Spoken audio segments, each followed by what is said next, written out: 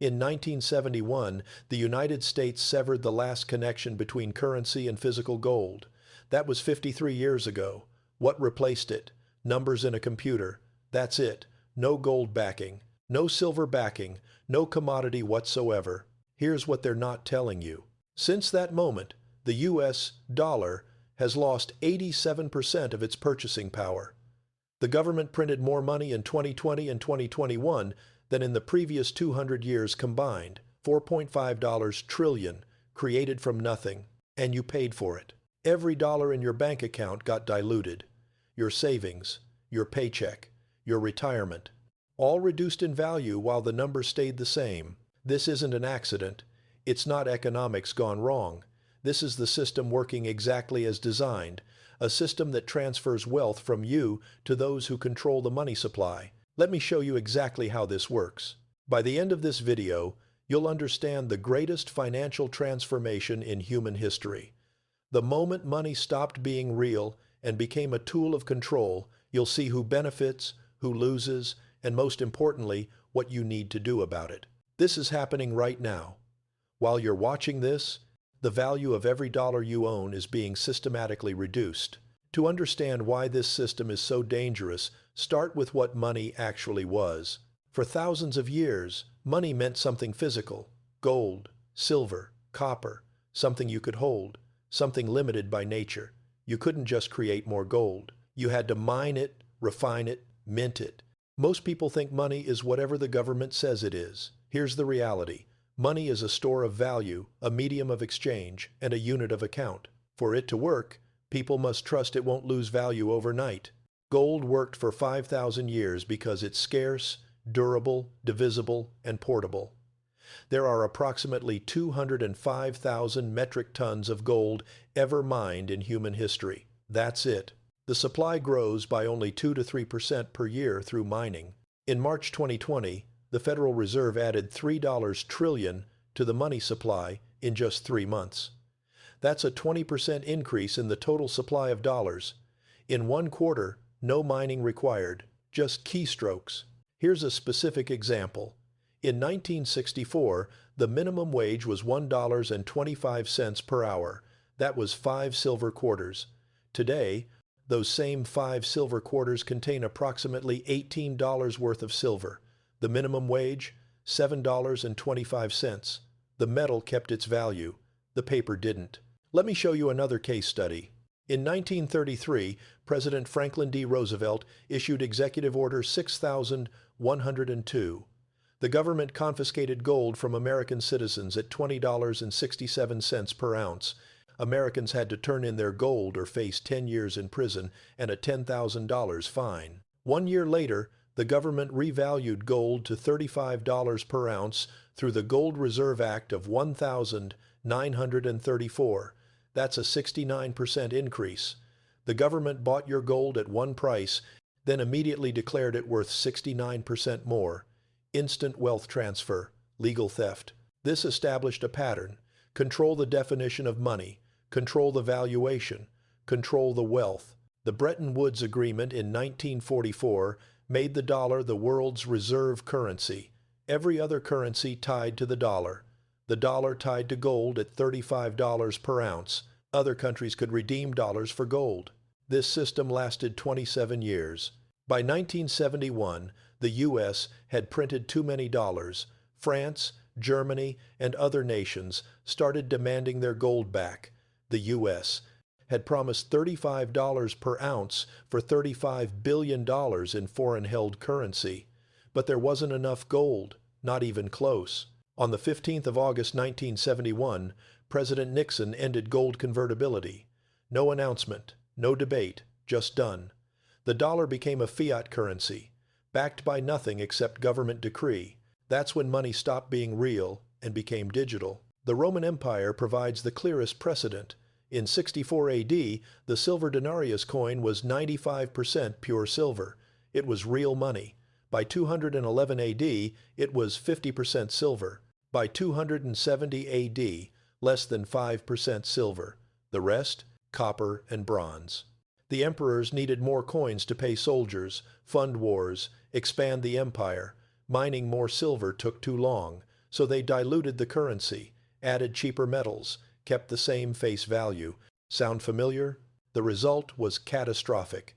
Prices increased 0% between 200 AD and 300 AD. A pound of gold that cost 72,000 denarii in 301 AD cost 2.12 billion denarii by 337 AD. That's hyperinflation. The currency collapsed. The empire collapsed. But here's the key difference. You could see Roman currency debasement. The coins looked different, weighed less. People knew. Modern debasement is invisible. Your dollar looks the same, weighs the same, the number in your bank account stays the same, but the purchasing power evaporates. Let me give you exact numbers.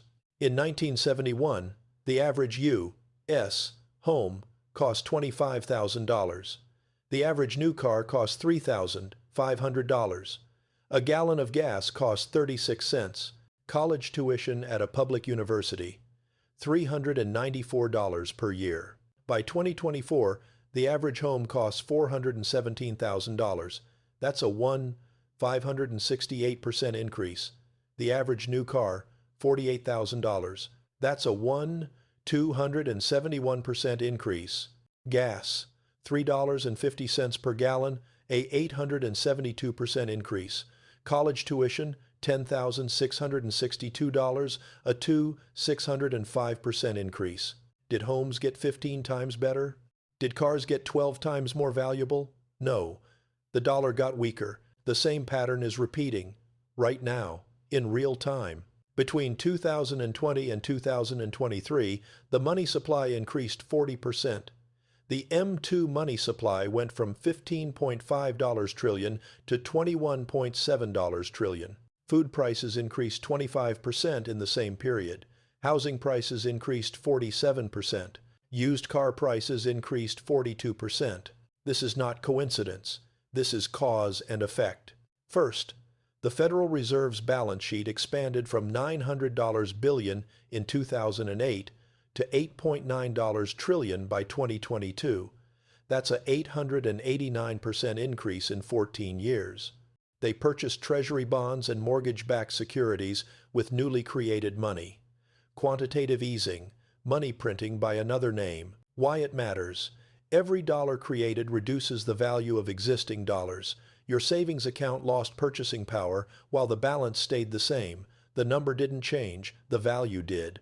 Second, in March 2023, 3 major banks collapsed in 1 week. Silicon Valley Bank, Signature Bank, Silvergate Bank.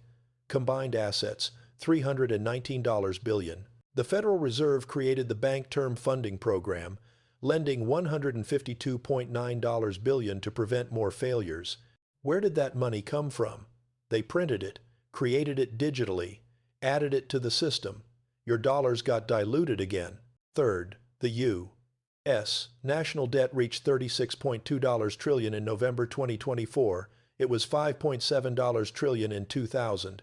That's a 535% increase in 24 years. The interest payment alone exceeds $1 trillion annually. That's more than the defense budget. This is not sustainable. But here's what they're not telling you. They don't plan to pay it back. They plan to inflate it away, make the debt smaller through devaluation. Fourth, central bank digital currencies are being developed by 134 countries, representing 98% of global GDP. The Federal Reserve has a pilot program testing a digital dollar. China launched the digital yuan in 2022. The European Central Bank is developing the digital euro. What this reveals: programmable money, expiration dates on currency, spending restrictions, transaction monitoring, complete control over every dollar you own. This is not conspiracy. This is policy. Fifth, in September 2022, Executive Order 14067 directed federal agencies to explore digital currency development. Section 4, V, specifically mentions conditions under which a CBDC would best serve United States interests. The infrastructure is being built right now. Sixth, gold purchases by central banks reached 1,136 metric tons in 2022. That's the highest level since 1967. China, Russia, India, Turkey, and Poland are accumulating physical gold while promoting digital currency for citizens. They're buying real money while giving you digital promises.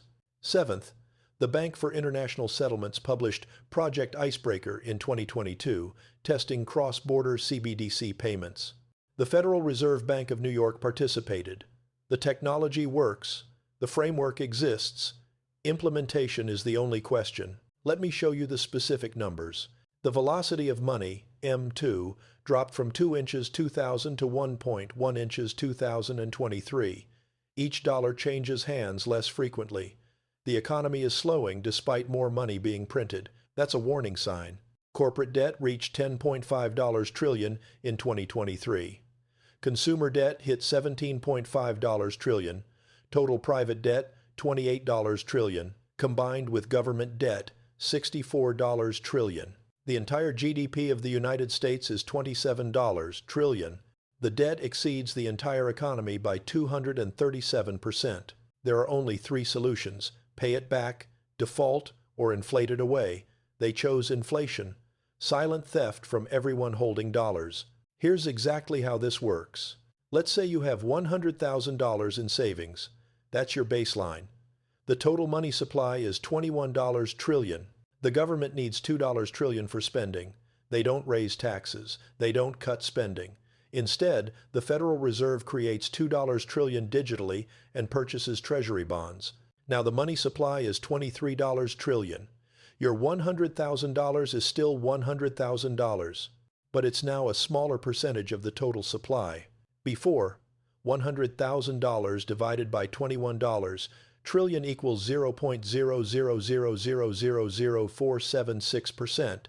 After $100,000 divided by $23 trillion equals 0.00000435%. You lost 8.6% of your relative wealth. The number in your account stayed the same. Your purchasing power dropped. When X happens, Y follows. More money chasing the same goods means higher prices. The baker needs to charge more because his flour costs more. The flour mill charges more because wheat costs more. The farmer charges more because fuel costs more. The fuel company charges more because the cycle continues. Now let's do the mathematical breakdown. In 2020, M2 money supply, $15.5 trillion. In 2023, M2 money supply, $21.7 trillion. Increase $6.2 trillion, 40%.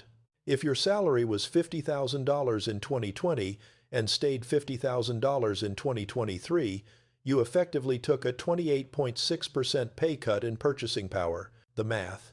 $50,000 in 2020 dollars equals $71,000 in 2023 dollars to maintain the same purchasing power. But here's the cascade effect. Asset prices inflate faster than wages. Housing increased 47%. Stocks increased 35%. Gold increased 52%. If you held cash, you lost 28% purchasing power. If you held assets, you gained nominal value but paid capital gains tax on the inflation. The system punishes savers, rewards debtors, encourages speculation over production. Banks borrow at near zero interest rates, buy treasury bonds yielding 3 to 4%, and pocket the difference. They create money through fractional reserve lending. For every $100 deposited, banks can lend $90. That $90 gets deposited, $81 gets lent. The cycle continues. $100 becomes $1,000 in the system through this mechanism, all of it created from the original $100. Each iteration dilutes the currency further. This is legal. This is standard banking practice. This is how money is created in the modern system. Who wins and who loses? Winners. First, governments. They borrow money today, pay it back with devalued currency tomorrow.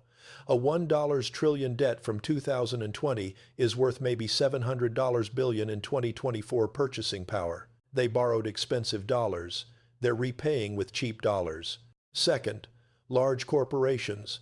They access credit at preferential rates, borrow billions at 2 to 3% interest, invest in real assets, buy competitors, expand operations. Inflation makes their debt cheaper while their assets appreciate. Third, asset owners. Anyone holding real estate, stocks, gold, or other tangible assets sees nominal values increase. A $500,000 house becomes $750,000, not because it improved, because the dollar weakened. Fourth, the financial sector. Banks, investment firms, hedge funds. They understand the system. They position accordingly. They borrow cheap, lend expensive, trade the spread. J.P. Morgan Chase profits increased from $48.3 billion in 2020 to $49.6 billion in 2023. Fifth, insiders. Those who know policy changes before implementation, who understand central bank decisions before announcement. They position their portfolios ahead of everyone else. Losers. First, wage earners. Your salary increases 3% annually if you're lucky. Inflation runs 7 to 9%. You're falling behind every single year. You lost 18% of purchasing power between 2020 and 2023 if your wages didn't increase proportionally. Second, savers. Money in savings accounts earning 0.5% interest while inflation runs 6%. You're losing 5.5% per year. A $50,000 emergency fund lost $8,250 in purchasing power over 3 years. Third, retirees on fixed incomes. Social Security increases 2 to 3% annually. Food costs increase 25%.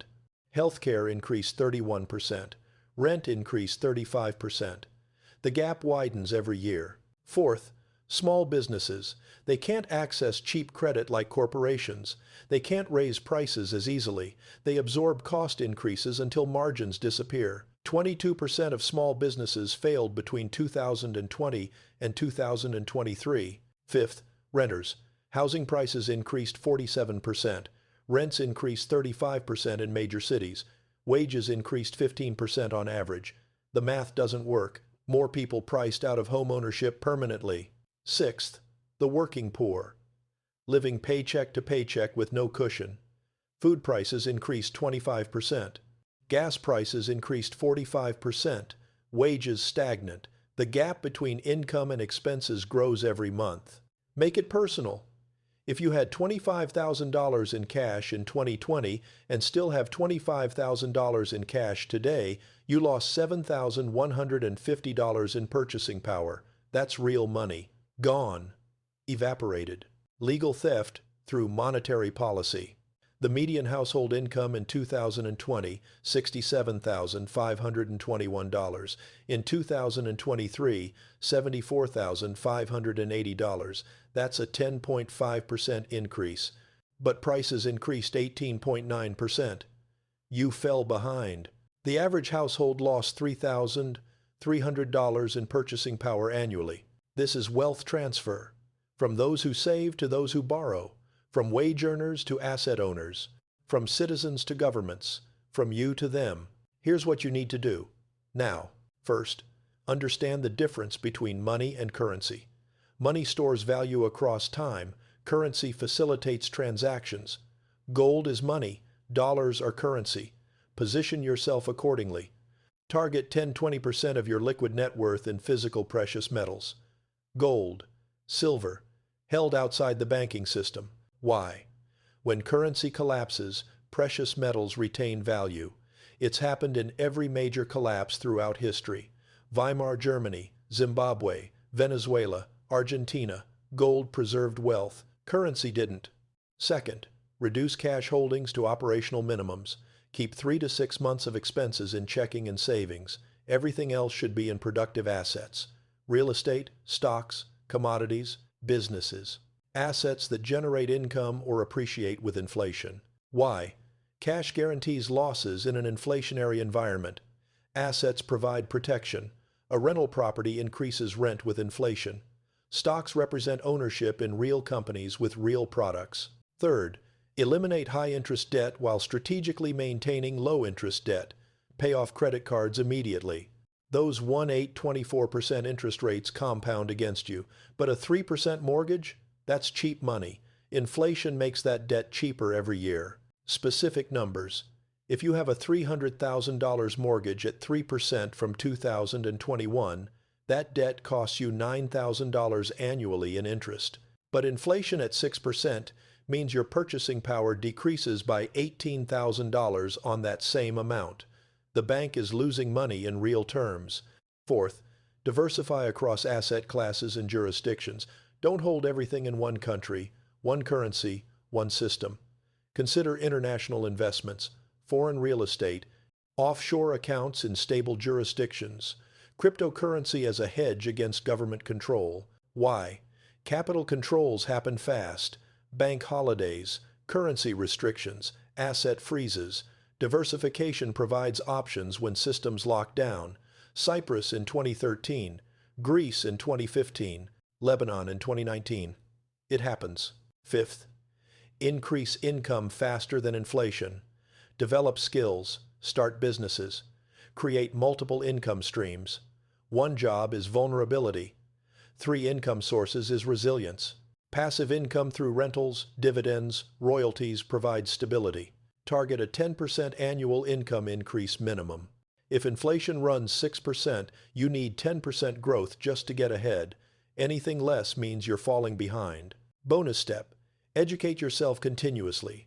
Read economic history. Understand monetary policy. Study previous collapses. The patterns repeat. The mechanisms stay the same. Knowledge is the ultimate asset.